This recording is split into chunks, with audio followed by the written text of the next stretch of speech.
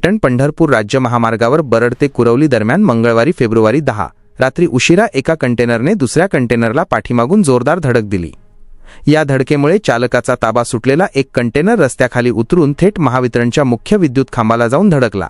सुदैवाने या खांबामुळे कंटेनर थांबला, अन्यथा समोर असलेल्या लोकवस्तीत हा कंटेनर शिरून मोठा अनर्थ घडला असता अशी भीती स्थानिक नागरिकांनी व्यक्त केली आहे। नेमकी घटना काय? मिळालेल्या माहितीनुसार मंगळवारी रात्री सकाळचे 11 वाजेच्या सुमारास फलटणकडून पंढरपूरच्या दिशेने 2 कंटेनर वेगाने जात होते।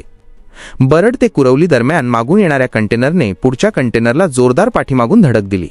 ही धडक इतकी भीषण होती की पुढच्या कंटेनरवरील चालकाचे नियंत्रण सुटले आणि तो भरधाव वेगात हायवे सोडून रस्त्याच्या कडेला असलेल्या घरांच्या दिशेने गेला। खांब ठरला देवदूत।